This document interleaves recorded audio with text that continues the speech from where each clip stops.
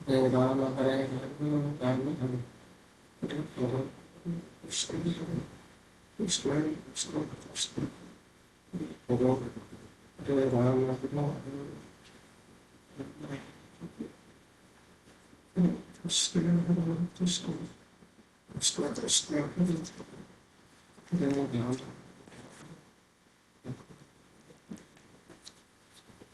కృష్ణ కృష్ణ కృష్ణ కృష్ణ హరే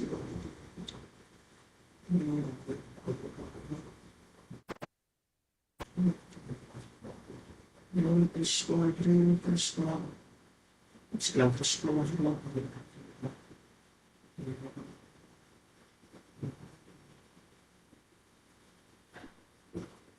కృష్ణ కృష్ణ కృష్ణ కృష్ణ హరే హరే రామ హరే రామ హరే హరే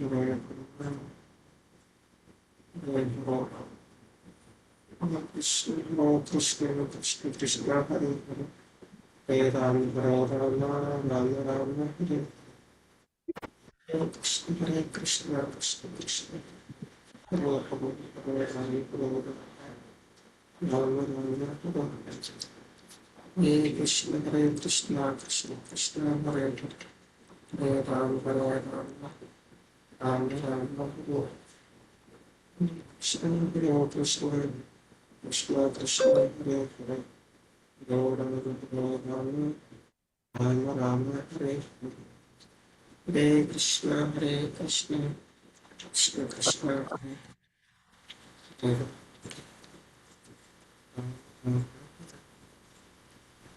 హరే కృష్ణ కృష్ణ కృష్ణ కృష్ణ హరే హరే రామ రామ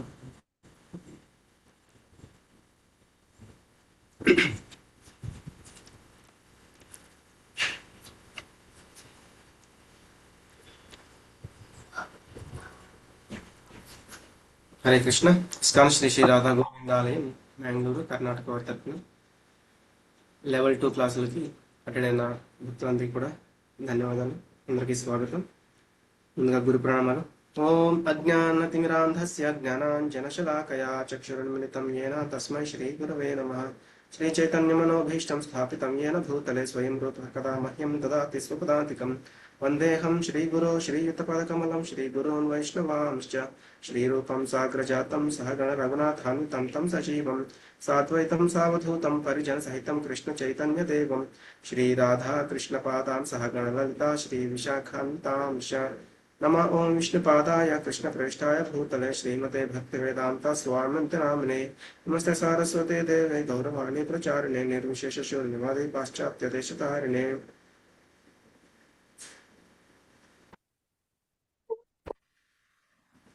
हे कृष्ण करुणा सिंधो दीनबंधो जगत्पते गोपेश गोपिका कांता राधा कांत नमोस्तुते. तप्त कांचन गौरांगी राधे वृंदावनेश्वरी वृषभानुसुते देवी प्रणमामि हरिप्रिये. वाञ्छाकल्पतरुभ्यश्च कृपा सिन्धुभ्य एव च पतितानां पावनेभ्यो वैष्णवेभ्यो नमो नमः. जय श्री कृष्ण चैतन्य प्रभु नित्यानंद श्री अद्वैत गदाधर श्रीवासादि गौर भक्तवृंद.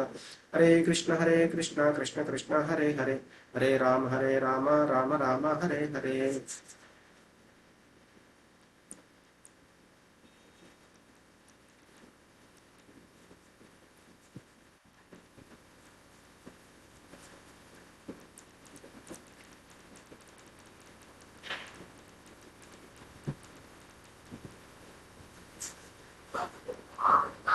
ఈ 15వ అధ్యాయం పేరు ఏంటంటే పురుషోత్తమ యోగము.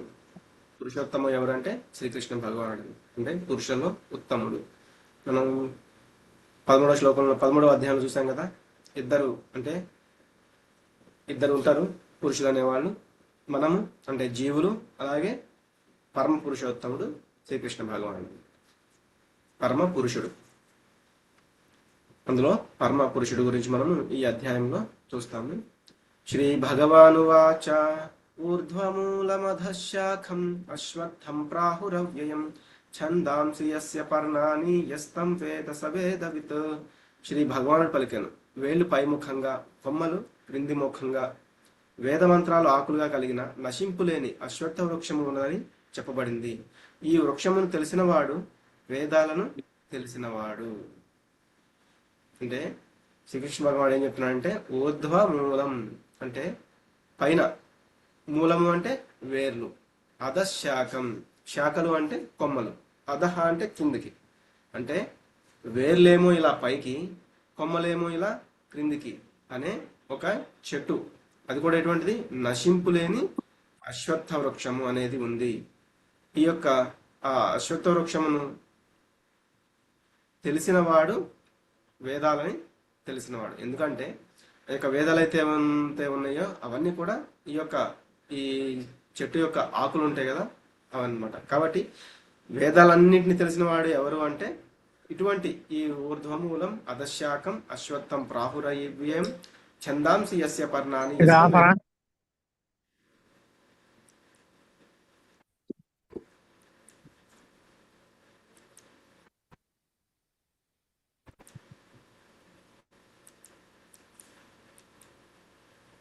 హరే కృష్ణ.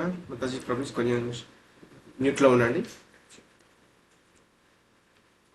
కాబట్టి ఇట్లా వేళ్ళు పైముఖంగా, కొమ్మలి క్రింది ముఖంగా అనేది మనకి ఈ యొక్క భౌతిక ప్రపంచంలో అయితే ఇటువంటి చెట్టు అనేది కనిపించదు అనమాట. కానీ వేదాలలో ఏదైతే ఉందో వాటి యొక్క వేదాల్లో ఉన్న ఎగ్జాంపుల్స్ని బట్టి మనకి భగవంతుడు ఇక్కడ ఇటువంటి అంటే ఉపనిషత్తుల్లో ఉండే ఒక ఎగ్జాంపుల్ గురించి మనకి చెప్తున్నారు.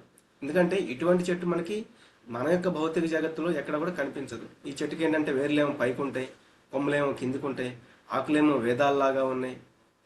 ఎగ్జాంపుల్ మనం ఈ యొక్క చెట్టుని ఎక్కడ చూడొచ్చు అంటే ఒక ఇది అనేది ఉందనుకోండి, ఒక చెరువు అనేది ఉంది. ఆ చెరువు పక్కనే ఒక చెట్టు అనేది ఉందనుకోండి. ఇలా ఇలా ఇలా ఉన్నప్పుడు మనకి దాని యొక్క ప్రతిబింబం అనేది మనకి ఆ చెరువులో కనిపిస్తూ ఉంటుంది అనమాట. మరి ఈ యొక్క ప్రతిబింబం గురించి ఎందుకు చెప్తున్నారు, దాన్ని మనం అర్థం చేసుకోవాలి అంటే ఆధ్యాత్మిక జగత్ ఏదైతే ఉందో, ఇంతకు ముందు కూడా మనం డిస్కస్ చేసాము. ఏంటి ఆధ్యాత్మిక జగత్ అనేది 3/4 అంటే 35 అనేది ఆధ్యాత్మిక జగత్తు ఉంటుంది. మన భౌతిక జగత్ అనేది ఒక 25 అంటే 25% అనమాట, 1/4 అనేది ఉంటుంది. మరి చెరువు పక్కన ఇట్లా ఈ ఒక చెట్టు అనేది ఉంది. సపోజ్ దాంట్లో ఈ చెట్టు సపోజ్ ఒక మామిడి చెట్టు అనుకుందాము. ఆ మామిడి చెట్టుకి మామిడి కాయలు అనేవి ఉన్నాయి, బాగా పండిపోయినాయి, చక్కగా రసాలు గారుతూ ఉన్నాయి.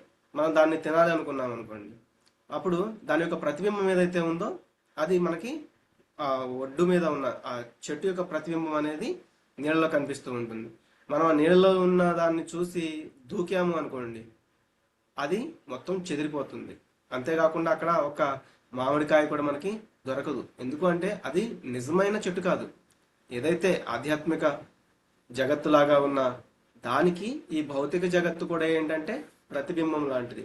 మళ్ళీ మళ్ళీ మనం దూకుతూ ఉంటాము దీంట్లో. ఎలా అయితే ఆ మామిడి పళ్ళ కోసం మనం దూకాము, దొరకలేదు, ఆ నీళ్ళన్నీ చెదిరిపోయి అందులో మనకు ఆ చెట్టు కనపడదు, ఆ మామిడి పళ్ళు కనపడదు. మళ్ళీ ఒడ్డుకి వెళ్ళాము, మళ్ళీ కాసేపు ఆగిన తర్వాత చూస్తే నీళ్ళన్నీ నిశ్చలంగా ఉంటే అందులో మళ్ళీ మనకు కనిపిస్తుంది అనమాట. మళ్ళీ దూకాము. ఇట్లా ఎన్నిసార్లు దూకినా కూడా మనకి మామిడి పళ్ళు అనేవి దొరకవు. ఎందుకంటే నిజమైన ఆ దాన్ని తెలిసిన వాళ్ళు ఎవరైతే ఉన్నారో వాళ్ళు చెప్తారనమాట, బాబు ఇక్కడ లేదు, ఆ చెట్టు అనేది ఒడ్డు మీద ఉంది, దానికి కాయలు పైన ఉన్నాయని. అప్పుడు మనకు అర్థమవుతుంది. అలాగే మనకి ఒక భగవంతుని యొక్క ప్రాతినిధ్యం వహించే ప్రామాణిక ఆచార్యులు ఎవరైతే ఉన్నారో వాళ్ళు మనకి సజెస్ట్ చేస్తారనమాట, ఇక్కడ కాదు నువ్వు ఉండాల్సింది, మన యొక్క లోకం, మనం ఉండాల్సిన ప్లేస్ ఇది కాదు, మనము మళ్ళీ మళ్ళీ ఇక్కడ ఆ యొక్క ప్రతిబింబాల కోసము తిరుగుతూ ఉన్నాము, అంటే లేని వాటి కోసం వెతుక్కుంటూ ఉన్నాము. అంటే అసలు అవి లేవా అంటే ఉన్నాయి, ఎక్కడ ఆధ్యాత్మిక లోకంలో. అందుకే మనకు అనిపిస్తూ ఉంటుంది, మనకి కొన్ని కొన్ని కళలు వస్తూ ఉంటాయి, అందులో మనం ఏదో గాల్లో ఎగురుతూ ఉండొచ్చు, లేకపోతే మనం చాలా మంచిగా పాడుతూ ఉండొచ్చు, లేకపోతే ఇంకా అంటే ఇటువంటివి చాలా లేదంటే మనకు ఒక 4 చేతులు ఉన్నట్లుగా కూడా ఎప్పుడైనా కళ్ళు వస్తూ ఉండొచ్చు ఎవరికైనా. ఎందుకు అంటే ఆధ్యాత్మిక లోకంలో మనం అలాగే ఉంటాము. కాబట్టి అటువంటి లోకము మనది. అంటే మన యొక్క ఇల్లు ఏదైతే ఉందో అది భగవంతుడు చెప్తున్నారు. ఇప్పటి నుంచో 8వ అధ్యాయంలో చెప్పారు, సద్ధామ పరమమ్మం అని.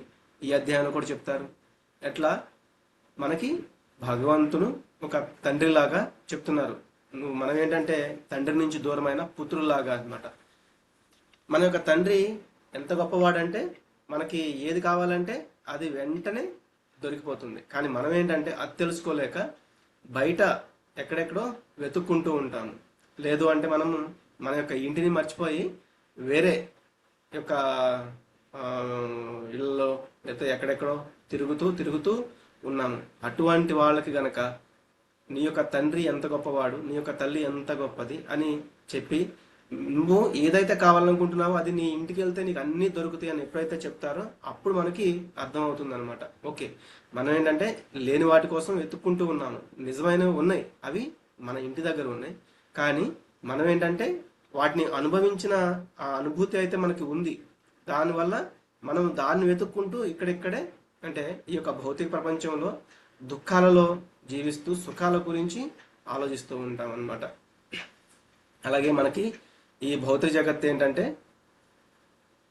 దుఃఖాలయం అశాశ్వతం అని 8వ అధ్యాయంలో చూసాము.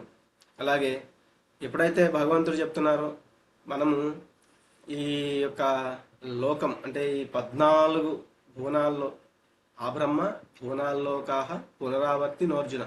ఎందుకు అంటే మనం ఇక్కడిక్కడే తిరిగిపోతూ ఉంటాము. ఏ యొక్క యోనిలో జన్మ తీసుకున్నా కూడా, ఏ యొక్క గ్రహంలో జన్మ తీసుకున్నా కూడా ఇక్కడెక్కడే తిరుగుతూ ఉంటాం అన్నమాట.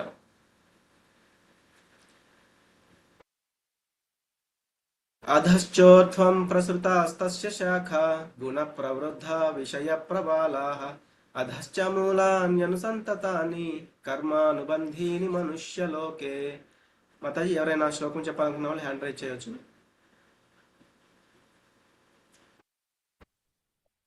గోపీనాథ్ ప్రభుజీ శ్లోకం చదవండి.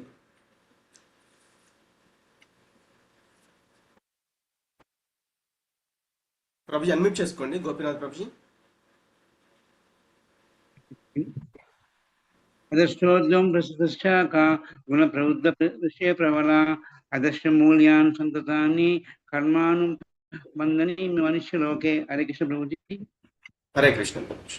ఓకే, భవానీ మాతాజీ మీరు కూడా చదవండి. హరే కృష్ణ ప్రభుజీ. అధశ్చోర్ధ్వం ప్రసృతాస్తస్య శాఖాః గుణ ప్రవృద్ధా విషయ ప్రవాలాః అధశ్చ మూలాన్యనుసంతతాని కర్మానుబంధీని మనుష్యలోకే. హరే కృష్ణ మాతాజీ. ధన్యవాదాలు మాతాజీ. హరే కృష్ణ. ఈ వృక్ష కొమ్మలు ప్రకృతి యొక్క 3 గుణముల ద్వారా పోషించబడుతూ కిందికి మరియు పైకి విస్తరించును. ఈ ప్రకృతి యొక్క 3 గుణములు ఏంటి, ఎవరైనా చెప్పండి. సత్వగుణము, రజోగుణము, తమోగుణము. ఎస్, కాబట్టి ఆ యొక్క 3 గుణాలతో పోషించబడుతూ ఉంటుంది అనమాట ఈ యొక్క వృక్ష కొమ్మలు అనేవి. అవి పాకుతూ పాకుతూ వెళ్ళిపోతూ ఉంటాయి. ఎందుకు? త్రిగుణాలు అనేవి దానికి ఆహారం అనేది ఇస్తూ ఉంటుంది. కాబట్టి మనం ఆ త్రిగుణాల్లో చిక్కుకొని పడిపోతూ ఉండడం వల్ల ఈ యొక్క వృక్ష కొమ్మలు అనేవి ఇంకా ఇంకా ఇక్కడ ఈ చెట్టును చూస్తే వేళ్ళూనికి పోయినట్లుగా కిందికి ఇంకా ఇంకా వెళ్ళిపోతూ ఉంటుంది అనమాట. దాని రెమ్మలు ఇంద్రియ విషయాలు. దానికి ఒక రెమ్మలు ఏవైతే ఉన్నాయో మనకి ఉన్న ఇంద్రియ విషయాలు అనమాట. అంటే మనం కూడా అదే కదా. సపోజ్ ఇప్పుడు ఇందా చెప్పుకున్నట్లుగా ఒక హోటల్ ఎగ్జాంపుల్. మనం ఏంటంటే హోటల్కి వెళ్ళాము, మనం శాశ్వతంగా హోటల్లో ఉండగలమా చెప్పండి? లేదు ప్రభుజీ. ఏదో మనం వెళ్తాము, ఏదో పని మీద వెళ్తాము, అక్కడ ఆ పని అయిపోతుంది, మళ్ళీ మన ఇంటికి అనేది తిరిగి వెళ్ళిపోతాము. అలాగే ఆ హోటల్లో ఉన్న ఆహారం కూడా మనకేంటంటే అంతగా నచ్చదు. మన ఇంటి ఆహారం ఏదైతే ఉందో అక్కడ ప్రేమ అనేది దొరుకుతుంది. మనకి ప్రేమగా ఆహారం అనేది ఇస్తూ ఉంటారు. ఎందుకంటే తల్లిదండ్రులు ఎటువంటి దాన్ని ఆశించకుండా మనకి సేవ చేయాలని చూస్తూ ఉంటారు. అలాగే మనం కూడా పిల్లలకి, అలాగే పిల్లలు కూడా మనకి ఎటువంటి స్వార్థం అనేది లేకుండా ప్రేమ అనేది, సేవ అనేది ఇస్తూ ఉంటారనమాట. ఇంకా ఈ వృక్షపు వేర్లు క్రింది ముఖంగా కూడా వెళుతూ మానవ సమాజంలోని కామ్య కర్మలకు బంధించబడి ఉంటాయి. ఎలా అయితే హోటల్లో మనకి చాలా బాగుంటుంది. ఎందుకు? వాళ్ళు వెళ్ళగానే కార్ డోర్ తీస్తారు, మన హోటల్ లోపలికి వెళ్ళడానికి డోర్ వాళ్ళే తీస్తారు. అలాగే మనతో చాలా జాగ్రత్తగా మాట్లాడతారు, చాలా రెస్పెక్ట్ ఇస్తూ మాట్లాడుతూ ఉంటారు. ఇవన్నీ ఉంటాయి అన్నమాట. ఒక్కొక్కసారి ఇంట్లో మనల్ని తిట్టినట్టుగా మాట్లాడవచ్చు, కానీ అక్కడ ప్రేమ అనేది ఉంటుంది. కానీ హోటల్లో వాళ్ళు ఎంత మాట్లాడినా కూడా అదంతా దేనికోసం మాట్లాడతారు చెప్పండి? ధనం కోసం ప్రభుజీ. ధనం కోసం. ధనం బిజినెస్ కోసం, కోసం. లక్ష్మి కోసం. వాళ్ళు ఏంటంటే మన దగ్గర నుంచి ధనం అనేది వాళ్ళకి కావాలన్నమాట. దాని గురించి వాళ్ళు ఏది మాట్లాడినా కూడా, మనకి ఎంత రెస్పెక్ట్ ఇచ్చినా కూడా అంతా కూడా దాని గురించే ఉంటుందన్నమాట. అలాగే మనం ఈ చెట్టు అనేది ఇంకా చూద్దాము. సపోజ్ ఇక్కడ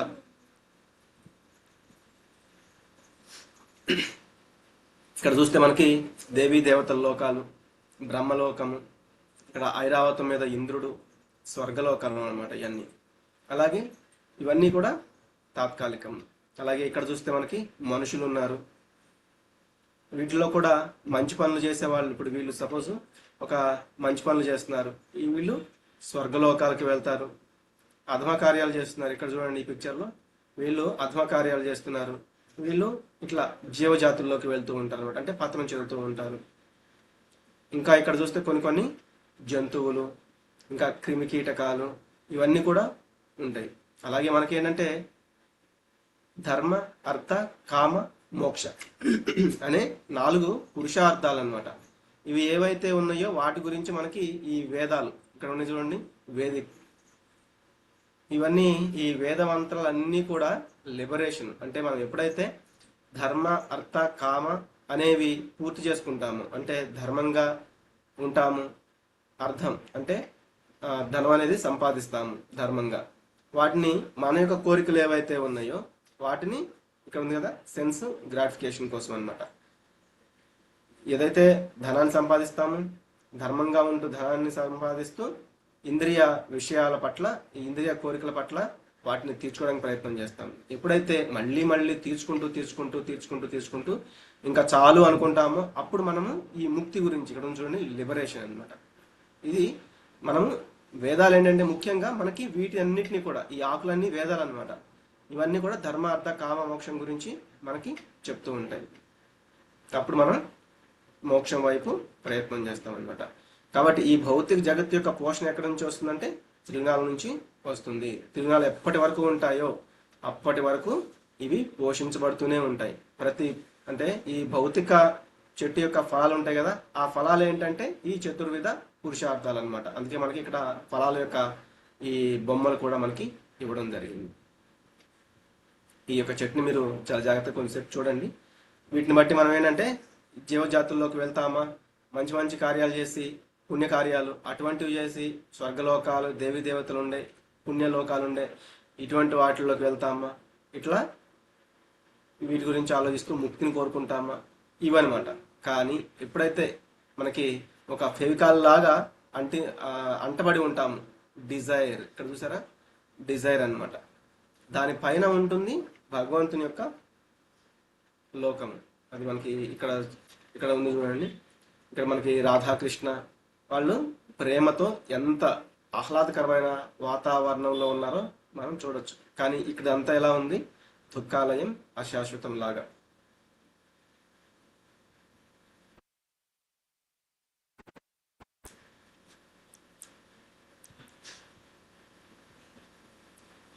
సపోజ్ ఒక చైన్ లాంటిది కానీ, ఒక బంగారపు వస్తువు కానీ ఈ యొక్క చెట్టుకి ఎలా అయితే అంటుకుని ఉందనుకోండి, దాని యొక్క ప్రతిబింబం కనపడితే దాంట్లో మనం చూసి దానికోసం ఎంత ప్రయత్నించినా కూడా అది దొరకదు. ఎందుకంటే ఆ యొక్క నిజమైన వస్తువు ఏదైతే ఉందో అది ఒడ్డున ఉన్న చెట్టు మీద ఉంది. కాబట్టి మనం కూడా ఒడ్డున ఉన్న, అంటే ఆధ్యాత్మిక లోకం ఏదైతే ఉందో, అంటే ఈ యొక్క భవసాగరం, అంటే జన్మ మృత్యు లేని ఆ యొక్క భవసాగరాన్ని దాటిన ఆధ్యాత్మిక లోకానికి వెళ్ళడానికి మనం కూడా ప్రయత్నం చేయాలన్నమాట. ఎందుకు అంటే మనం చూసాము 4వ అధ్యాయంలో, కాంక్షంత కర్మణాం సిద్ధిం యజంత ఇహ దేవతాః. అంటే ఎప్పుడైతే మనము దేవీ దేవతల లోకాలకి వెళ్ళాలి, స్వర్గలోకాలకి వెళ్ళాలని కోరుకుంటామో అవి ఏంటంటే తాత్కాలికమైన అన్నమాట. మనకి 9వ అధ్యాయంలో కూడా చూసాం కదా, క్షీణే పుణ్యే మర్త్యలోకం విశాలం. ఎప్పుడైతే క్షీణే పుణ్యే, మనం చేసిన ఆ పుణ్యకర్మలు, ఆ యొక్క స్వర్గలోకానికి వెళ్ళే మనం పంపించిన పుణ్యాలు ఇదైతే ఏవైతే ఉన్నాయో అది క్షీణించిన తర్వాత క్షీణే పుణ్య మర్త్యలోకం విశాలం. మర్త్యలోకం మళ్ళీ మనం ఏంటంటే ఈ యొక్క భూలోకానికి తిరిగి రావాల్సిందే. మరి మనల్ని బంధించేది ఏంటి, కర్మానుబంధిని మనుష్యలోకే మనం చేసే కర్మలు ఏవైతే ఉన్నాయో, కామ్య కర్మలు ఏవైతే ఉన్నాయో అవి మనల్ని బంధిస్తూనే ఉంటాయి.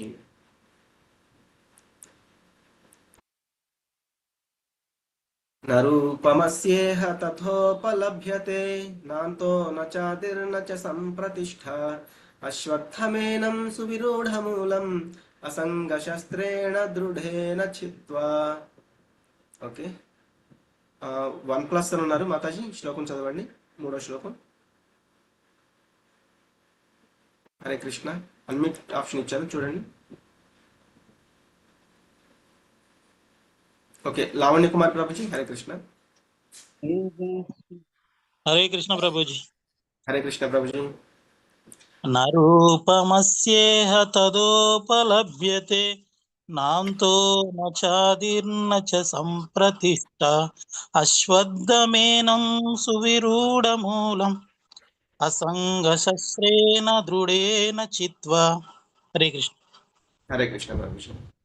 లక్ష్మీ మాతాజీ. హరే కృష్ణ ప్రభుజీ. భగవద్గీత యథాతము 15వ అధ్యాయము 4వ శ్లోకము. తతః పదం తత్పరిమార్గితవ్యం యస్మిన్ గతా న నివర్తంతి భూయః తమేవ చాత్యం పురుషం ప్రపద్యే యతః ప్రవృత్తి ప్రస్తుతా పురాణి. హరే కృష్ణ ప్రభుజీ. హరే కృష్ణ. తతః పదం తత్పరిమార్గితవ్యం యస్మిన్ గతా న నివర్తంతి భూయః తమేవ చాద్యం పురుషం ప్రపద్యే యతః ప్రవృత్తి ప్రసృతా పురాణి. హరే కృష్ణ. పద్మావతి మాతాజీ, స్వప్న మాతాజీ. హరే కృష్ణ ప్రభుజీ. 4వ శ్లోకం చదవండి. ఓకే. తతః పదం తత్పరితమార్గితవ్యం యస్మిన్ గతా న నివర్తంతి భూయః తమేవ చాద్యం పురుషం ప్రపద్యే యతః ప్రవృత్తి ప్రసృతా పురాణి. హరే కృష్ణ ప్రభుజీ. హరే కృష్ణ మాతాజీ, ధన్యవాదాలు. హరే కృష్ణ ప్రభుజీ. ప్రణామం ప్రభు. హరే కృష్ణ. తతః పదం తత్పరిమార్గితవ్యం యస్మిన్ గతా న నివర్తంతి భూయః తమేవ చాద్యం పురుషం ప్రపద్యే యతః ప్రవృత్తి ప్రసృతా పురాణి. హరే కృష్ణ ప్రభుజీ. ప్రణామం ప్రభుజీ. ధన్యవాదాలు మాతాజీ. హరే కృష్ణ. ఓకే, ఇది చాలా జాగ్రత్తగా వినండి. ఈ వృక్షం యొక్క నిజ రూపము ఈ లోకంలో ఎవరికీ తెలియదు. దాని ఆది మధ్య అంతాలు ఎక్కడ అనే విషయము ఈ లోకంలో ఎవరు తెలుసుకోలేరు. కానీ స్థిరంగా నాటుకున్న వేలతో విలసిల్లుతున్న ఈ వృక్షాన్ని వైరాగ్యం అనే ఖడ్గంతో ఖండించి వేయాలి. అందుకే ఇక్కడ మనకి ఏం చెప్పారంటే అసంగ శస్త్రేణ, అనాసక్తి అంటే రకంగా చెప్పాలంటే అనాసక్తి అనే గొడ్డలితో ఈ యొక్క వృక్షాన్ని ఛేదింపజేయాలి. ఈ వృక్ష యథార్థ రూపమును గాని, దాని ఆది గాని, అంతం గాని, లేదా మూలం గాని ఈ జగత్తునందు ఎవరు కూడా అర్థం చేసుకోలేకపోతున్నారు. కానీ ఎవరైతే దృఢ నిశ్చయంతో పదును పెట్టబడిన అనాసక్తి అనే ఒక గొప్ప ఆయుధంతో దృఢమైన వేళ్లు గల ఈ యొక్క సంసార వృక్షాన్ని, ఎందుకంటే ఆ సంసార వృక్షానికి మనం ఎంతగా నీళ్లు పోస్తూ ఉంటే, అంటే మనం ఎంతగా త్రిగుణాలలో లోబడిపోయి ఆ యొక్క త్రిగుణాలతో కూడిపోయి మనము ఆ చెట్టుకి ఎంత ఎక్కువగా వాటర్ పోస్తూ ఉంటే ఏమవుతుంది, దానికి అంత ఎక్కువగా కొమ్మలు అనేవి వచ్చేస్తూ ఉంటాయి. అప్పుడు మనం ఏం చేస్తాము అంటే ఒక కోతిలాగా అన్నమాట, ఈ కొమ్మ మీద నుంచి ఇంకో కొమ్మ మీదకి, అంటే ఎలా, సపోజ్ మానవ జన్మ నుంచి పశు జన్మకి, పశు జన్మ నుంచి కీటక జన్మకి, కీటక జన్మ నుంచి పక్షి జన్మకి, ఇట్లా ఏవైనా కూడా తీసుకోవచ్చు. ఎందుకంటే మనకి ఏమి తక్కువ లేవు, 84 లక్షల జీవరాశులు అనేవి ఉన్నాయి. వాటిల్లో అటు ఇటు ఒక జంపింగ్ చేసుకుంటూ ఎట్లా అంటే అట్లా తిరుగుతూ ఉండవచ్చు అనమాట. కాబట్టి ఈ సంసార వృక్షాన్ని మనము ఛేదించాలి. దాని తర్వాత ఏమవుతుంది, పునరావృత్తి రహితమైన, అంటే తర్వాత అతడు పునర్జన్మ లేకుండా చేసే పరమపదాన్ని వెతకాలి. పునర్జన్మ లేకుండా, పునరావృత్తి, పునరపి జననం పునరపి మరణం, పునరపి జనని జఠరే శయనం, ఇట్లా ఇహ సంసారే భవదుస్తారే అని చెప్తారు కదా. అలాగే ఇక్కడ ఈ యొక్క మళ్ళీ వచ్చే యొక్క ఆ చక్రం ఏదైతే ఉందో దానిని రాకుండా, దాంట్లో మనం పడకుండా దివ్య పదాన్ని, అందుకే ఇక్కడ పరమ పదాన్ని అని చెప్తున్నారు, ఆ దానిని అన్వేషించి ఎప్పటి నుంచో ఈ యొక్క భగవంతుడి నుంచి, అందుకే చెప్తున్నారు చూడండి, ఎవరి నుండి అనంతకాలముగా సమస్తము వ్యాపించిందో, ఎవరి నుండి సమస్తము ఆరంభమైందో అట్టి పరమ పురుషుణ్ణి మనం శరణు పొందాలి. కాబట్టి మనం ఏదో అసంగం అనేది ఉంది, అంటే నిరాసక్తి అనేది ఉంది, వైరాగ్యం అనేది ఉంది, అన్నిటి మీద వైరాగ్యం, అన్నిటి మీద నిరాసక్తి, ఇదంతా ఉంది, మోహం లేదు, ఇవన్నీ ఉన్నాయి. కానీ మరి మనం భగవంతుని కనుక శరణు పొందకపోతే అవన్నీ చేసి కూడా వ్యర్థం, అంటే వృధా అనమాట. అందుకే కదా మనకి భగవంతుడు చెప్పారు కదా, జన్మ కర్మ చ మే దివ్యం ఏవం యో వేత్తి తత్వతః త్యక్త్వా దేహం పునర్జన్మ నైతి మామేతి సోర్జున. అంటే ఎప్పుడైతే ఈ భగవంతుడు ఈ భూమి మీదకి వచ్చి తన యొక్క లీలల్ని చేస్తూ ఉంటాడో వాటిని తెలుసుకోవడం ద్వారా మనకేంటంటే ఈ యొక్క నిజమైన వైరాగ్యం అనేది, నిజమైన నిరాసక్తి అనేది అప్పుడు వస్తాయి అన్నమాట. వేరే వాటి వల్ల మనకి అది తెలుసుకోవడం అనేది చాలా కష్టం. అంటే ఏవేవో అన్నిటి పట్ల అటాచ్మెంట్ అనేది కలిగి ఉండి, అంటే వైరాగ్యం అనేది కలిగి ఉన్నా కూడా భగవంతుని యొక్క శరణాగతి కనుక మనకి లేకపోతే అప్పుడు మనకి ఎక్కడికి వెళ్ళాలో కూడా తెలుసుకోలేము అనమాట. అందుకే మనకు చెప్తూ ఉంటారు, సపోజ్ ఇప్పుడు మనం ఒక స్లమ్ ఏరియాలో ఉన్నాం అనుకోండి, మన యొక్క తండ్రి చాలా గొప్పవాడు అనమాట. వాళ్ళు మనకు చెప్తూ ఉన్నారు, ఇది మీ ప్లేస్ కాదు, ఇది మీరు ఇక్కడ ఉండకూడదు, చాలాసార్లు మీకు ఆల్రెడీ చెప్పాము, కానీ మీరు ఇక్కడే ఉంటున్నారు అంటే అప్పుడు మనం అడుగుతాము, సరే అండి మీరు ఇక్కడ ఉండకూడదు అంటున్నారు, మరి ఎక్కడికి వెళ్ళాలి అంటే వాళ్ళు మనకి చెప్తారు, మీ యొక్క నిజమైన ఇల్లు ఏదైతే ఉందో అది ఇక్కడ కాదు, ఆ దూరంగా కనపడుతుంది కదా, అంత గొప్ప ప్లేస్ మీది అని మనకి ఎవరు చెప్తారు? ఒక గురువు అనేవాడు చెప్తాడనమాట. అటువంటి పరమపదాన్ని పొందడానికి మనం ప్రయత్నించాలా? ఎలా? అసంగ శస్త్రేణ, అంటే అనాసక్తి అనే ఒక ఆయుధం ద్వారా దాన్ని ఖండించి వేయాలని కూడా చెప్తున్నారు.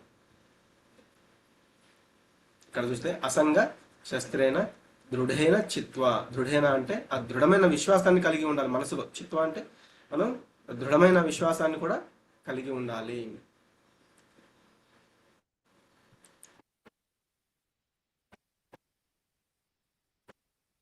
మరి ఆ శరణాగతి అనేది ఎలా వస్తుంది? నిర్మాణమోహాజిత సంగదోష అధ్యాత్మ నిత్యా వినివృత్త కామాః ద్వంద్వైర్విముక్తా సుఖ దుఃఖ సంగైః గచ్చంత్యమూఢాః పదమవ్యయం తత్. ఓకే, సుజాత మాతాజీ, సుప్రజా మాతాజీ. హరే కృష్ణ ప్రభుజీ. హరే కృష్ణ. భగవద్గీత యథాతథము 15వ అధ్యాయము 5వ శ్లోకం. నిర్మాణమోహాజిత సంఘదోష అధ్యాత్మ నిత్యా వినివృత్త కామా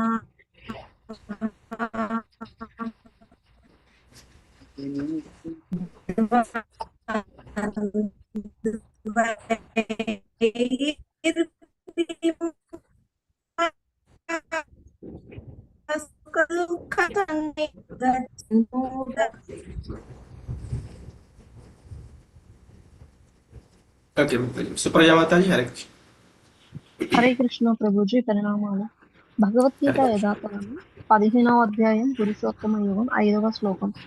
నిర్మాణమోహాజిత సంగదోష ఆధ్యాత్మ నిత్యా విముక్త కామాః ద్వంద్వైర్విముక్తాః సుఖ దుఃఖ సంగైః గచ్చంత్యమూఢా పదమవ్యయం తత్. హరే కృష్ణ ప్రభు, ధన్యవాదాలు. ధన్యవాదాలు మాతాజీ. హరే కృష్ణ.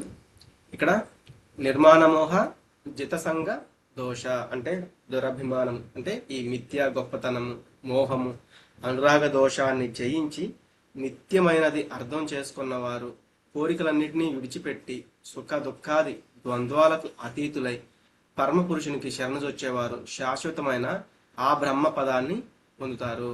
అంటే ఇదేంటంటే, ఈ శ్లోకం ఏంటంటే మనం భగవంతునికి ఎలా శరణు పొందాలి అంటే ఆ విధానం ఏంటి?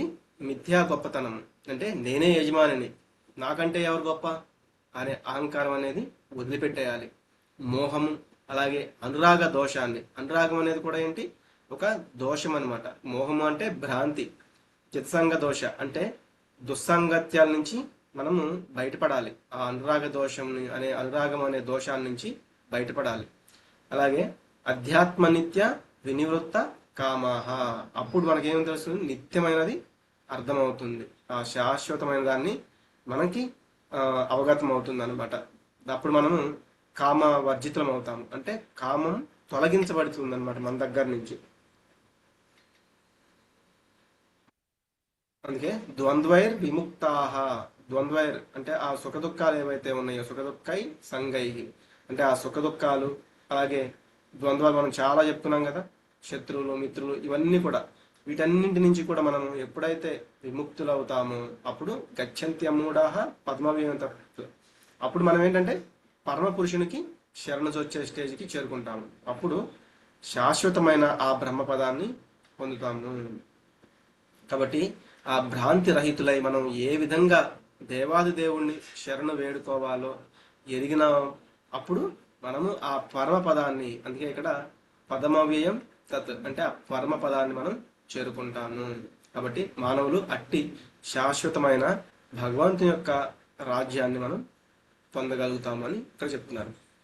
కాబట్టి ఇక్కడ శ్రీకృష్ణుడు పైన చెప్పబడిన శరణాగతి విధానాన్ని ఆధ్యాత్మిక జగత్తు యొక్క స్వభావం గురించి వివరిస్తున్నాడు. ఎలా మనం ఇందాక కూడా చెప్పుకున్నాం కదా, నిరాసక్తి అనే ఖడ్గంతో మనం కూడా అనుకుంటూ ఉంటాం, ఏ చిన్న ప్రాబ్లం వచ్చినా కూడా ఓకే ఈ ప్రాబ్లం తీరిపోగానే నేను భగవంతునికి శరణాగతి పొందుతాను, నేను ఇంకా ఎక్కువగా భక్తి చేస్తాను అని. కానీ మనకేంటంటే ఈ యొక్క చిన్న ప్రాబ్లం తొలగిపోయినా కూడా వెంటనే ఇంకొక ప్రాబ్లం అనేది రెడీగానే ఉంటుంది. ఎందుకు, భగవంతుడు కూడా అంటే భగవంతుని పట్ల మనకి ఎంత శ్రద్ధ, ఎంత విశ్వాసం ఉంది అనేది మనకి పరీక్షలు జరుగుతూనే ఉంటాయి. మనం అనుకుంటాము ఈ ప్రాబ్లం దాటిపోగానే నేను ఇంకా ఎక్కువ భక్తి చేస్తాను, ఇప్పుడు భగవద్గీతలో ఏదైతే ఉందో అదంతా నేను అర్థం చేసుకున్నాను కాబట్టి అప్పుడు ఇంకా నేను ప్రయత్నం చేస్తాను అని. కానీ ఎప్పుడైతే మనకు ఆ ప్రాబ్లం అనేది తీరిపోతుందో మనకి వెంటనే మళ్ళీ ఇంకొక ప్రాబ్లం రావచ్చు, దాని తర్వాత ఇంకొక ప్రాబ్లం రావచ్చు. కానీ అవన్నిటినీ మనం చాలా ఎక్కువగా ఆలోచిస్తూ ఉంటాము, దాన్నే ఒక భూతద్దంలో చూస్తున్నట్లుగా ఆలోచిస్తూ ఉంటాం. కానీ ఇవన్నీ కూడా ఏంటంటే నేను సరిగ్గా ఇలాగే అనుకున్నా ప్రభుజీ, కానీ నాకు ప్రాబ్లమ్స్ ఇంకా ఎక్కువే ఉన్నాయి మీరు అన్నట్టే. అదేంటంటే భగవంతుడు అప్పుడప్పుడు మనకి యొక్క భౌతిక ప్రకృతి ద్వారా, త్రిగుణాల ద్వారా మనకి ఒక టెస్టింగ్స్ లాగా అనమాట. అవేంటంటే సరే అంటే మనము చెప్పాం కదా ఈ ప్రాబ్లం తీరిపోగానే నెక్స్ట్ శరణాగతికి కోరుకుంటాను అని. అంటే అప్పుడు ప్రాబ్లం అనేది వస్తే ఈ ప్రాబ్లం గురించి మనం ఎక్కువగా ఆలోచిస్తామా, భగవంతుని గురించి ఎక్కువ ఆలోచిస్తామా అని మనకి ఒక టెస్టింగ్ లాగా అనమాట, అది ఒక పరీక్ష సమయం అనమాట. అప్పుడు కూడా మనం ఏంటంటే దృఢ నిశ్చయాన్ని కలిగి ఉండాలి. ఇందాక చూసాం కదా, దృఢ నిశ్చయం అనేది కలిగి ఉండాలి అని.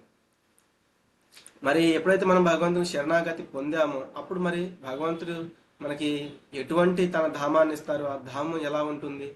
న తద్భాసయతే సూర్యో న శశాంకో న పావకః యద్గత్వా న నివర్తంతే తద్ధామ పరమం మమ.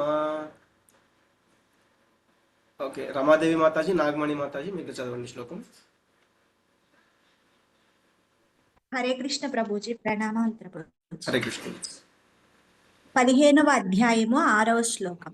న తద్భాసయతే సూర్యో న శశాంకో న పావకః యద్గత్వా న నివర్తంతే తద్ధామ పరమం మమ.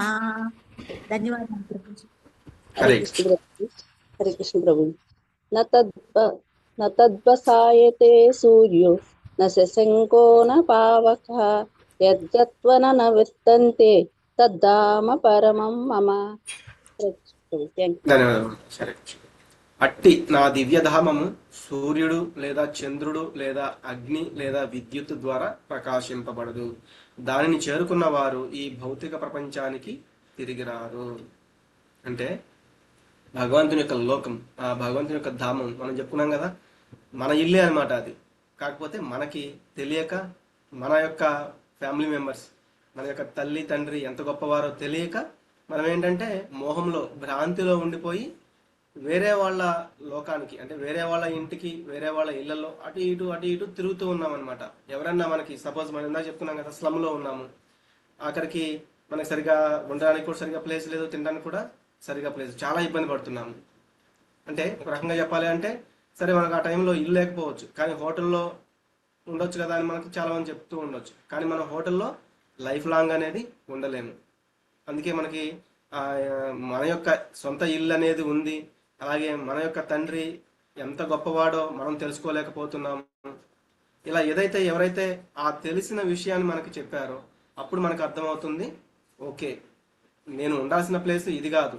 ఎందుకు ఇక్కడ లేని దానికోసం వెతుక్కుంటూ, అలాగే లేని దానికోసం వెతుక్కుంటూ, అంటే వాటి యొక్క ప్రతిబింబాల కోసం, అంటే నిజమైన ఆనందం యొక్క ప్రతిబింబం ఏంటంటే సుఖం అనమాట. ఆ సుఖాన్ని మనం వెతుక్కుంటూ తిరుగుతూ ఉన్నాము. ఎప్పుడైతే మనకు తెలిసిందో, అంటే ఇది అంటే నీ యొక్క ప్లేస్ ఇది కాదు, నువ్వు ఎక్కడికి వెళ్ళాలో నేను చెప్తాను, కాబట్టి నువ్వు అక్కడికి వెళ్ళాలని తెలిసిన తర్వాత మనం ఏం చేస్తాము, ఎంత త్వరగా వెళ్తే అంత మంచిదని ఆలోచిస్తూ ఎంత త్వరగా వెళ్ళడానికి ప్రయత్నం చేస్తాం అనమాట.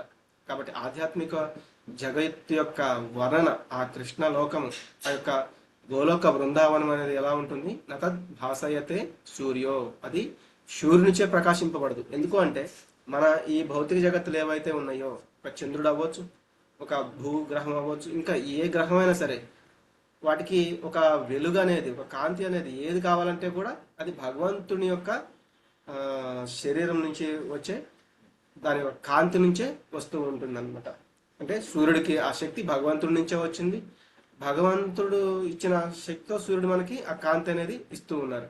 కానీ ఎప్పుడైతే మనం ఆ యొక్క భగవంతుని లోకానికి వెళ్తామో అక్కడ ఇటువంటి సూర్యుడు కానీ, చంద్రుడు కానీ, అగ్ని కానీ, నశశాంకో నా పావక, చంద్రుడిచే గాని, అగ్నిచే గాని, విద్యుత్చే గాని అది ప్రకాశింపబడట్లేదు. యద్గత్వాన నివర్తంతే, దానిని పొందిన వాళ్ళు మళ్ళీ ఈ భౌతిక జగత్తుకు కూడా తిరిగి రారు. తద్ధామ పరమమమ, మరి నా లోకం ఎలా ఉంటుందంటే అటువంటి దివ్యమైన ధామము నాది.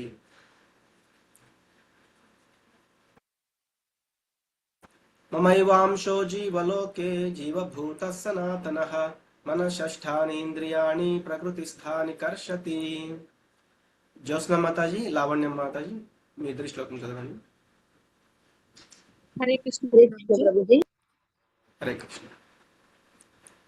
మమైవాంసో జీవలోకే జీవభూతః సనాతనః మనఃషష్టాంద్రియాణి ప్రకృతిస్థాని హరికర్షతి. ధన్యవాదాలు ప్రభుజీ. హరే కృష్ణ. కృష్ణ ప్రభుజీ. లావణ్యం. మమైవాంశో జీవలోకే జీవభూత సనాతనః మనఃషష్టాని ఇంద్రియాణి ప్రకృతి తాని కర్షతి. హరే కృష్ణ. ధన్యవాదాలు. హరే కృష్ణ.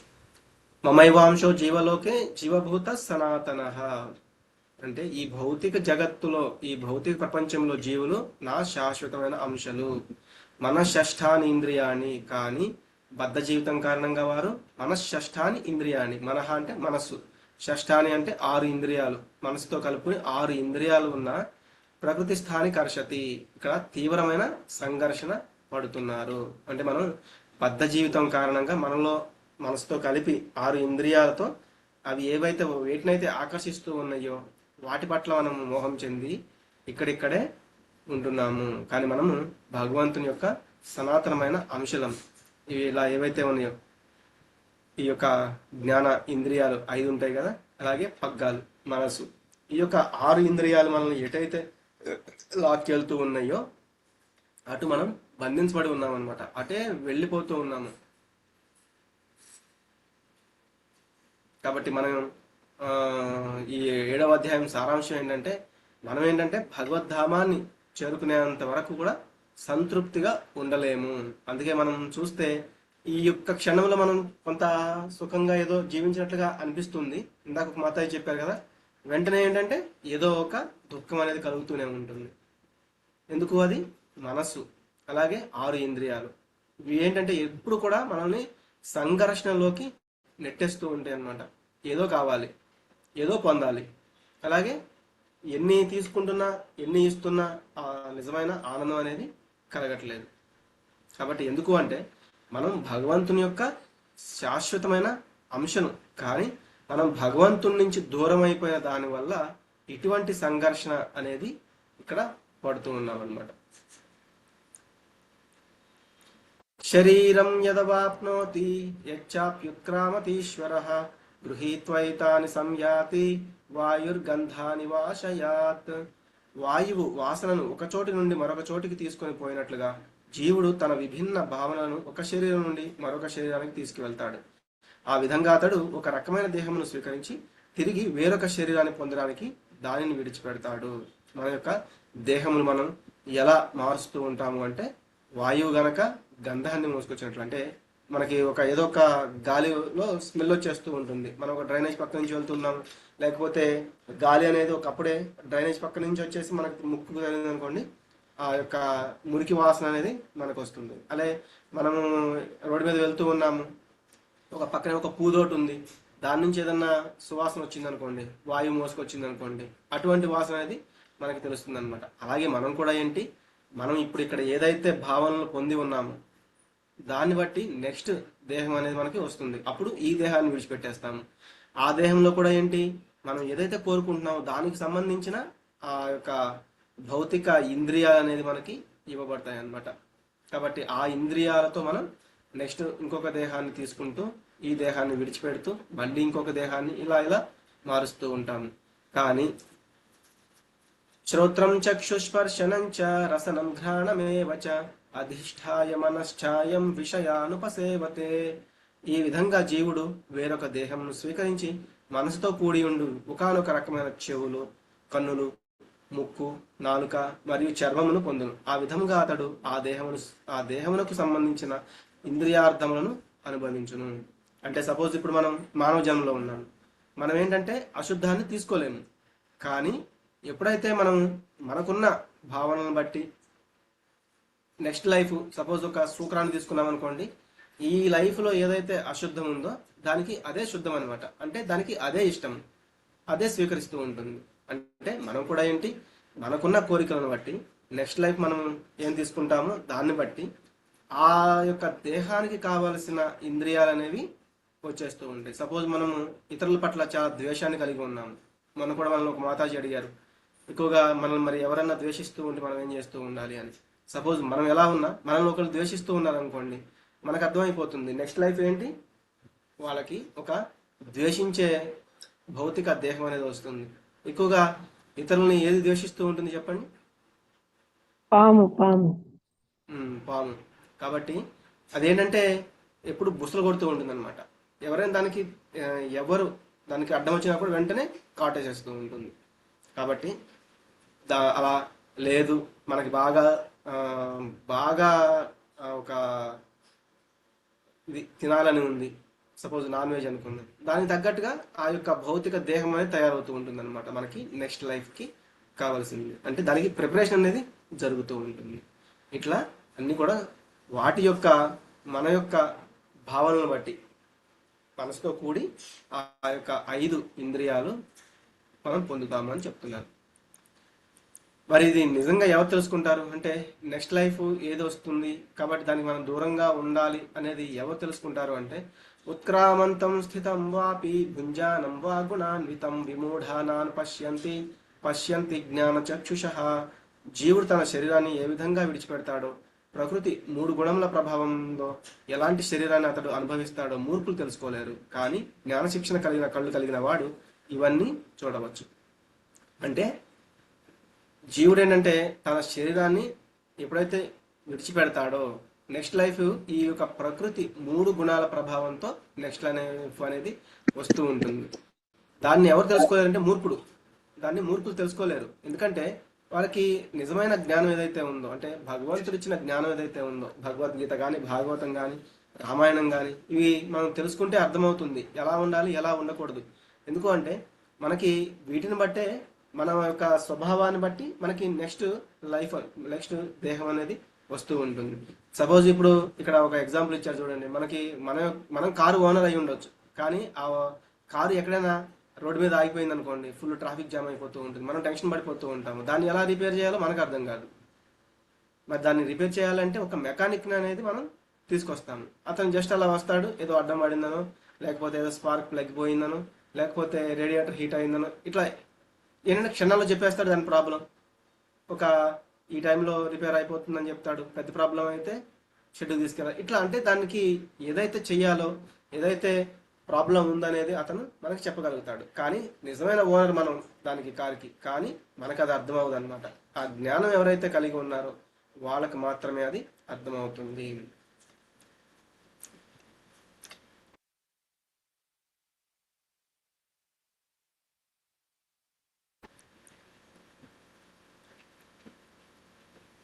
ఇప్పుడు కూడా మనం చూస్తే, ఇప్పుడు ఈ యొక్క శూకర దేహం ఏదైతే ఉందో, సపోజ్ ఇప్పుడు ఒకసారి ఏమైందంటే ఇంద్రుడికి ఒక శాపం వచ్చిందనమాట, అతను శూకరంగా జన్మ తీసుకోవాలి అని. అయితే ఇంద్రుడు కూడా ఒక శూకరంగా జన్మ తీసుకుని తన యొక్క కుటుంబంతో, తన యొక్క భార్య, పిల్లలు, వీటన్నిటితో కూడా తన యొక్క ధామంలో, ఎటువంటి ధామం ఇది ఇక్కడ చూస్తే మనకి అర్థమైపోతుంది అనమాట, అటువంటి ధామంలో అతను హ్యాపీగా జీవిస్తూ ఉన్నాడు. అశుద్ధము అంటే ఆ యొక్క శూకర రూపంలో ఉంటూ ఆ దేహానికి సంబంధించిన పనులన్నింటినీ చేస్తూ తన యొక్క లైఫ్ అనేది నడిపిస్తూ ఉన్నాడు అనమాట. అయితే ఆ శాప విమోచనం అనే టైం అయితే దగ్గరకు వచ్చిందని నారదుడు ఒకసారి చెప్తాడనమాట ఇంద్రుడికి. నువ్వు ఒక శాపవశాత్తు ఇక్కడికి వచ్చావు, బ్రహ్మగారు చెప్తారు, నువ్వు ఒక శాపవశాత్తు ఇక్కడికి వచ్చావు కాబట్టి ఈ సమయం అయితే అయిపోతుంది, నువ్వు మళ్ళీ నీ స్వర్గలోకానికి వచ్చేయి అని. ఫస్ట్ ఆయన చెప్తారు, అసలు మీరు బ్రహ్మ అని నేను ఎలా నమ్మాలి అంటే, మీరు బ్రహ్మ అని చెప్తున్నారు, అసలు మీరు బ్రహ్మ అని ఎలా నమ్మాలి నేను? ఓకే, మీరు బ్రహ్మే అయి ఉండొచ్చు, నేను ఇక్కడ చాలా నా యొక్క కుటుంబంతో చాలా సంతోషంగా ఉన్నాను, ఈ లైఫ్ అంతా వదిలిపెట్టేసి నన్ను ఎక్కడికో స్వర్గానికి రమ్మంటావేంటి అని అంటారనమాట. అంటే ఆ దేహంలో ఉన్నప్పుడు ఆ యొక్క దేహానికి సంబంధించిన ధ్యాస, ఆ దేహానికి సంబంధించిన ప్రవర్తన ఎలా అయితే ఉంటుందో అలాగే మనం కూడా ప్రవర్తిస్తూ ఉంటాం. దాన్ని ఎవరు తెలుసుకుంటారు? ముందే తెలుసుకుంటారు ఈ జ్ఞాన చక్షువులు కలిగిన వాళ్ళు, అంటే ఈ జ్ఞాన శిక్షణ అయినటువంటి కళ్ళు కలిగిన వాళ్ళు. పశ్యంతి, చూస్తారు, జ్ఞాన చక్షుష, వాళ్ళు ముందే తెలుసుకుంటారు. కానీ ఎవరు తెలుసుకోలేరు? విమూఢ, మూర్ఖులు ఎవరైతే ఉన్నారో వాళ్ళు నాను అనుపశ్యంతి, నా అనుపశ్యంతి, వాళ్ళు తెలుసుకోలేకపోతున్నారు. కాబట్టి ఆ జ్ఞానం సంపాదించుకుని మనం కూడా ముందే ప్రయత్నం చేయాలి ఎటువంటి దేహాన్ని తీసుకోవాలి. కానీ భగవంతుడు ఏం చెప్తున్నారు, ఈ యొక్క జన్మలోనే నెక్స్ట్ దేహం కూడా తీసుకోకుండా నా దగ్గరికి రమ్మని. మీరు అందరూ నా యొక్క అంశాలు, సనాతనమైన నా అంశాలు, అంటే నా పుత్రులు. కాబట్టి మీరు చాలా చాలా బాధలు పడుతూ ఉన్నారు, చాలా చాలా కష్టాలను అనుభవిస్తూ ఉన్నారు. అవన్నీ చూస్తూ నేను ఉండలేకపోతున్నాను. కాబట్టి మీరు ఇవన్నీ వదిలేసి నా ధామానికి రండి. నా ధామానికి రావాలంటే ఏదైతే ఉందో అది మీరు దాన్ని పొందడానికి ఏవైతే నేను చెప్తున్నానో అవి చేస్తూ నా దగ్గరికి మీరు చాలా సంతోషంగా, సుసుఖం కర్తుమవ్యయం అని చెప్పారు 9వ అధ్యాయంలో. ఏం శ్లోకం అది? ఎవరైనా తెలుసా? రాజవిద్యా రాజగుహ్యం పవిత్రం ఇదం ఉత్తమం ప్రత్యక్షావగమం ధర్మ్యం సుసుఖం కర్తుమవ్యయం. చాలా సుఖంగా మనం నిర్వర్తించవచ్చు అని చెప్తున్నారు. యతంతో యోగినశ్చైనం పశ్యంత్యాత్మన్యవస్థితం యతంతోప్యకృత ఆత్మానో నైనం పశ్యంత్యచేతసః. మాతాజీ OnePlus అన్నారు, మీరు అడ్మిట్ చేసుకోవచ్చు మాతాజీ. ప్రభుజీ శ్లోకం చదవచ్చు. ఓకే, ఇంకా చెప్పని వాళ్ళు ఎవరైనా ఉన్నారా? శ్లోకం చెప్పని వాళ్ళు ఈరోజు? ఓకే, ఆత్మానుభూతిలో నెలకొన్నట్టు యోగులు దీన్నంతా స్పష్టంగా చూడగలరు. ఇందాక చెప్పుకున్నట్లుగా ఆ జ్ఞాన చక్షులు కలిగిన వాళ్ళు, ఆత్మానుభూతి అంటే నేను ఈ దేహం కాదు అని ఎవరైతే తెలుసుకున్న నిజమైన యోగులు. యోగి అంటే ఇదైతే యోగ ఇది ఉచ్యతే, అంటే ఏదైతే భగవంతుడితో సంబంధం కలిగి ఉంది అని చెప్పబడుతుందో అదే నిజమైన యోగము. అటువంటి యోగం కలిగిన యోగులు ఎవరైతే ఉన్నారో దీనిని స్పష్టంగా చూడగలుగుతారు. దేనిని? ఇట్లా మనం ఏంటంటే ఒక జన్మ తర్వాత ఇంకొక జన్మ తర్వాత ఇట్లా దేహాలని మారుస్తూ ఉన్నాము అని చెప్తూ ఉన్నారనమాట.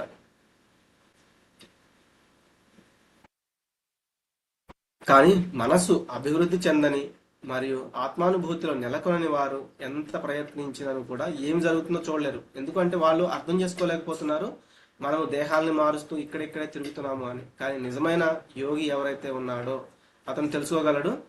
ఇట్లా అంటే మనం ఏంటంటే కొన్ని బహునాం జన్మనామంతే, ఎన్నో ఎన్నో జన్మలుగా ఇక్కడెక్కడే తిరుగుతూ ఉన్నాము అని అతను తెలుసుకుంటాడు. చాలా చాలా జన్మల తర్వాత అతను ఏం తెలుసుకుంటాడు? సమహాత్మ సుదుర్లభ, అతను ఏంటంటే వాసుదేవ సర్వమితి, అటువంటి మహాత్ముడు చాలా అరుదుగా ఉంటూ ఉంటాడు. ఎవరు? వాసుదేవ సర్వమితి, అంతటికి కూడా కారణము శ్రీకృష్ణ భగవానుడే అని తెలుసుకునే వాళ్ళు చాలా తక్కువ మంది ఉంటారు అని. కాబట్టి చైతన్యం అనేది ఏంటంటే సహజంగా నీటి వలె చాలా శుద్ధమైనది అనమాట. నీరు కూడా ఏంటి, మనకి మనం భగవంతుని యొక్క పాదాల నుంచి వచ్చింది గంగా నది అనుకుందాము. ఆ గంగా నది ఏంటి, చాలా శుద్ధమైనది. కానీ ఆ నీరు ఏదైతే ఉందో దాన్ని మనమే వ్యర్థం అంటే మనమే దాన్ని వ్యర్థ పదార్థాలను వేసేసి, ప్లాస్టిక్ని వేసేసి దాన్ని పాడు చేసేస్తూ ఉంటాం అనమాట. అలాగే ఆ నీళ్ళని కనుక మనం ఏ రంగులో వేస్తే ఆ నీళ్ళు కూడా ఆ రంగులో మారిపోతూ ఉంటాయి. కాబట్టి ఈ చైతన్యం కూడా ఈ భౌతికమైన త్రిగుణాల సంపర్కంలోకి వచ్చినప్పుడు దాని వలన మార్పు చెందుతూ ఉంటుంది. ఏ గుణంలో అయితే ఉన్నప్పుడు ఆ కలర్ లాగా మనం కూడా మారిపోతూ ఉంటాం అన్నమాట. కాసేపు సత్వగుణంలో ఉంటూ ఉంటాము, కాసేపు రజోగుణంలో ఉంటూ ఉంటాము, కాసేపు తమో గుణంలో ఉంటూ ఉంటాం, కాసేపు మిక్సింగ్ అయ్యి ఉంటూ ఉంటాం అన్నమాట. కానీ ఈ యొక్క జీవుని దేహ మార్పుని ఎవరు చూడగలరు? ఇందా చెప్పాము, జ్ఞాన చక్షులు కలిగిన వాళ్ళు. ఎవరు చూడలేరు? విమూఢాత్ములు, అంటే విమూఢులు, మూర్ఖులు తెలుసుకోలేరు అని చూస్తున్నాం అన్నమాట.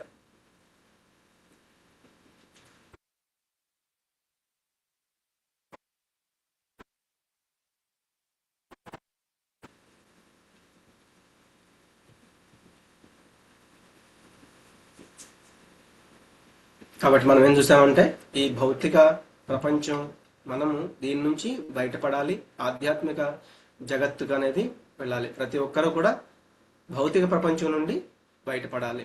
భౌతిక ప్రపంచం ఆధ్యాత్మిక ప్రపంచానికి ప్రతిబింబము వంటిది. మరి దానికి మార్గం ఏంటి? కృష్ణుని యొక్క శరణాగతి పొంది ఆధ్యాత్మిక ప్రపంచాన్ని మనం పొందాలి. భౌతిక ప్రపంచాన్ని విడిచిపెట్టి ఆధ్యాత్మిక ప్రపంచానికి తిరిగి వెళ్ళడమే మన యొక్క లక్ష్యం అనేది మనం తెలుసుకోవాలి. మన గమ్యం ఏంటి అంటే మనం భగవంతుని యొక్క లోకానికి చేరడము. అలాగే సమస్త జీవులు కూడా ఏంటంటే శాశ్వతంగా కృష్ణునిలో అంతర్భాగాలు. మనంతా కూడా మమైవాంశో జీవలోకే అయినప్పటికీ సుఖం కోసం ఒక శరీరం నుండి మరొక శరీరానికి మారుతూ ఇక్కడిక్కడే సతమవుతూ ఉంటున్నాము.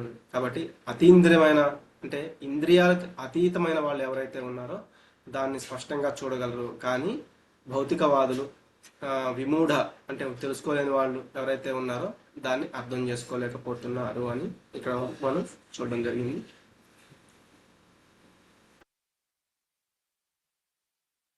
ఓకే, హరే కృష్ణ. అందరికీ ధన్యవాదాలు. వాంఛాకల్పతరుభ్యశ్చ కృపా సింధుభ్య ఏవ చ పతితానాం పావనేభ్యో వైష్ణవేభ్యో నమో నమః. అనంతకోటి వైష్ణవ వృంద की जय. नामाचार्य श्री हरदास ठाकुर की जय. प्रतिपावन श्री प्रपाद की जय. శ్రీమద్ భగవద్గీత భాగవత గ్రంథాలకి జై. హరే కృష్ణ. అందరికీ ధన్యవాదాలు అటెండ్ అయినందుకు.